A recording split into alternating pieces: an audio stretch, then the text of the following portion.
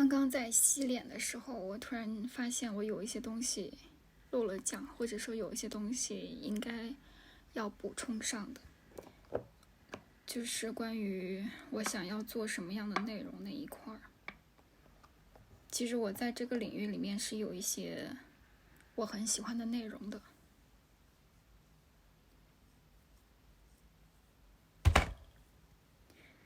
因为我刚刚洗了脸出来，没有抹好我脸上的东西。反正我想着我这个频道也没打算做给谁看，就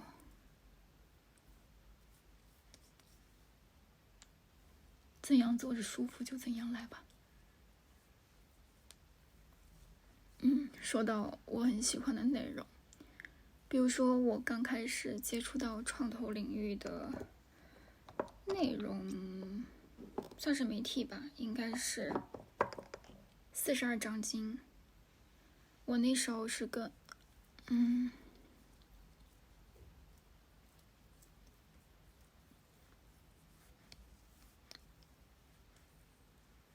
我那时候是通过播客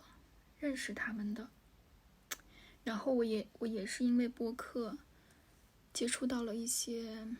所谓的创投领域。我当时觉得42章经这一档播客是我听过的创投领域里面最好的播客，没有之一。我也不知道为什么他们的内容会给我这么深的印象，尤其是他们跟张金健老师的对谈，我对某一个场景就是特别的印象深刻。我有一次在听42章经采访张金健老师的一期播客，然后他的下一期节目呢是张金健老师他的那一档播客信号与噪声的某一期节目。就是我记得我听完42章经的这一档播客之后，马上就会跳转到下一期信号与噪声的内容嘛。然后那一期信号与噪声的内容刚好讲的就是具体的内容我忘记了，但是大概就是说张金健老师他在镜头前面停了很久，或者说想了很久，他在想他这一期节目应该怎么去做，还是说他就在那儿看着镜头，然后在等那个灵感来的时候他才会滔滔不绝的往下讲嘛。大概应该描述的是这样的一个内容吧。我当时在听那样的内容的时候，就是我不知道为什么眼泪就掉下来了，就是那种感觉，我不知道该怎么去描述它，就有点像是一个真的想要做好内容的人他会有的那种触动。我在张金健老师的播客里面感受到了，所以当时我觉得我非常喜欢的嘉宾之一就是张金健老师。但是其实我对他了解的也不太多，我只记得他在42章经里面的一些采访，还有他的节目给我的一些感受。就是我想要做的内容就是像42章经那样所谓的高质量，然后有我所喜欢的一些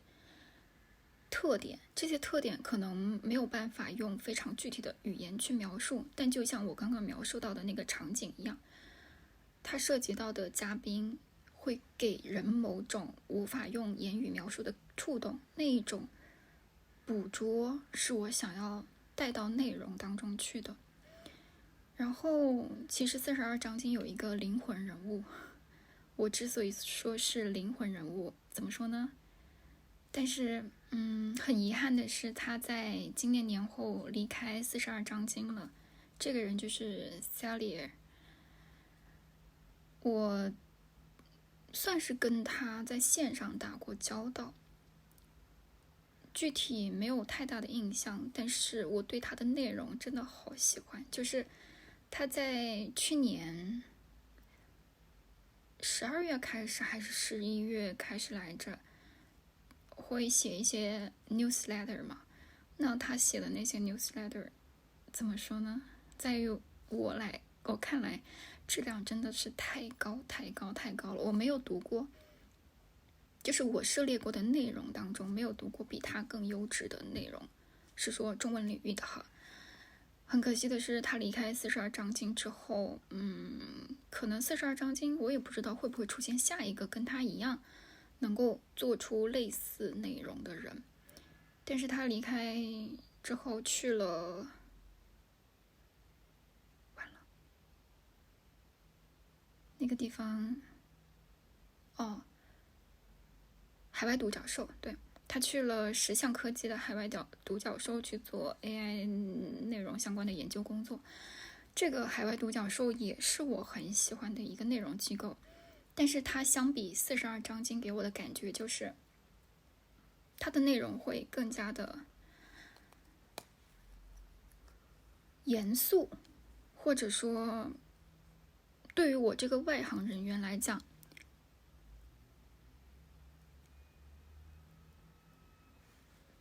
我并不能够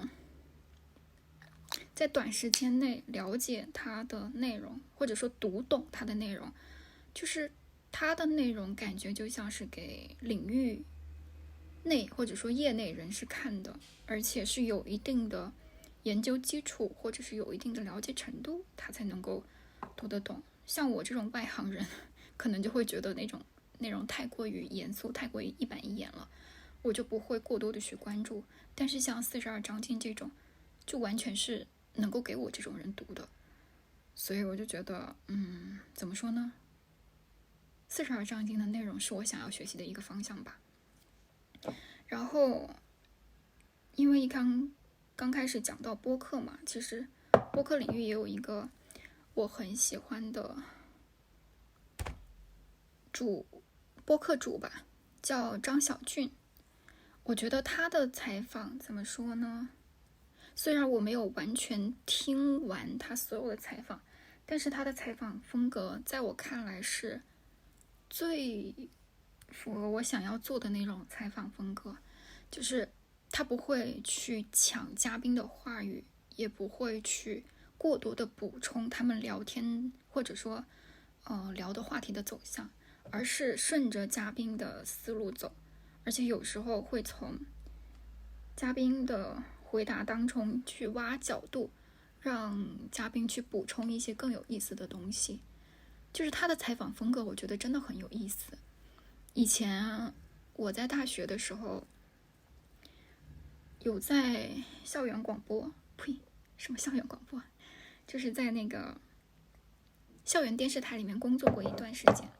然后那段时间是我对记者这个职业了解的最多的一段时间吧。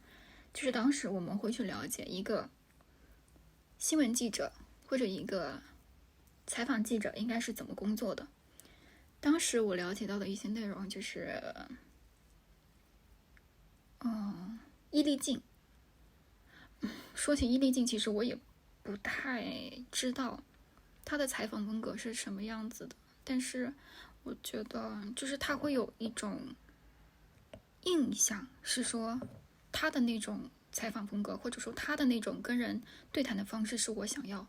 促成的、达成的、想要做到的。那张小俊可能跟伊丽静又有一点区别，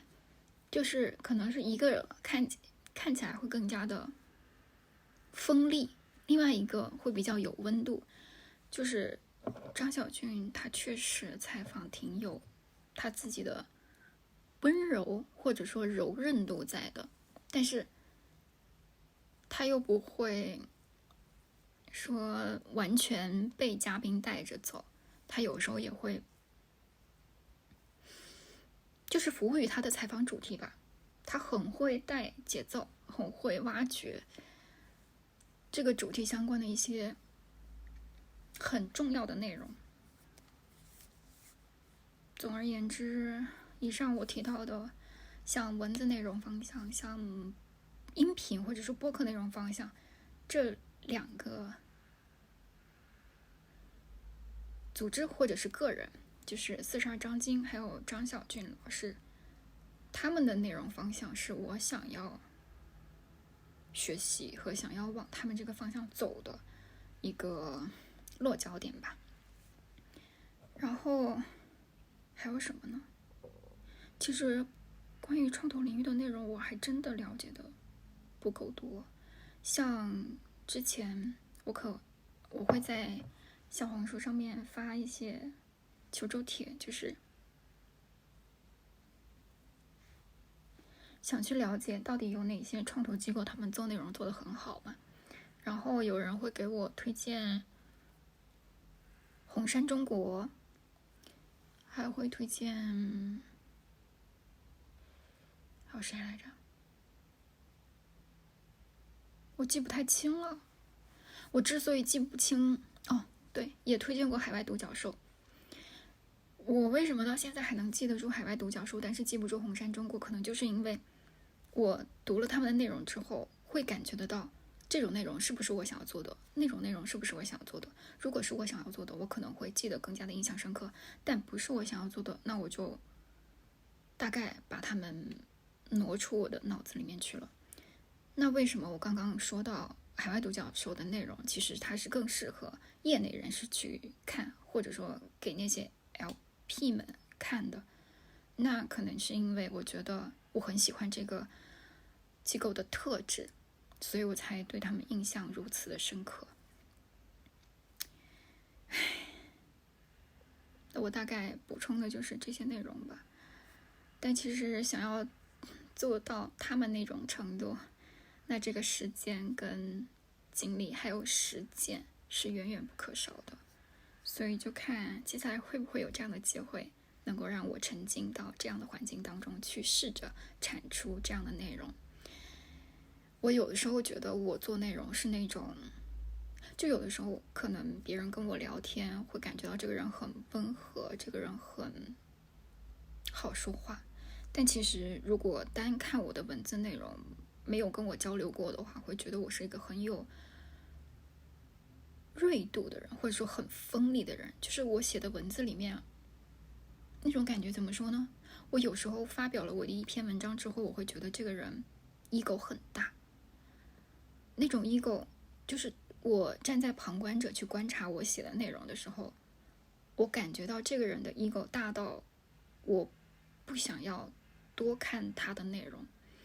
但是我又不知道为什么我会有这种感觉。就有的时候我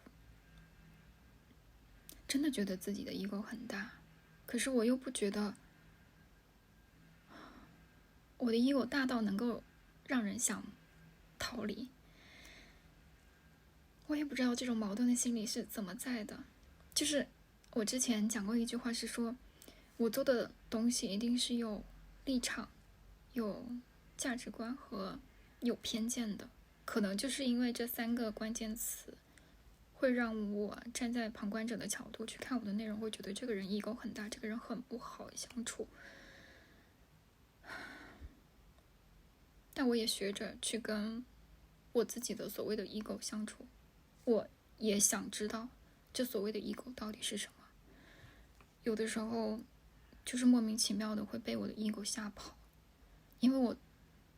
从开始写东西到现在，我很少把我的东西分享到社交媒体上面去，甚至包括分享到朋友圈我都不会分享。就是我写好一篇文章之后就丢在公众号那里，然后公众号可能会给我一些流量，然后那些流量就会牵引来一些人来关注我。大概是我公众号的关注量就是这么来的，浏览量也大概是这么来的。所以现在看起来，虽然那里有了一些内容，但是粘性并不高。就是我也不知道都是谁在看我的内容，但有的时候它就会有一些浏览量，会有一些关注过来。就是怎么说呢？这个地方有跟没有好像没有太大的区别。不知道，学会跟其他部分的自己好好相处吧。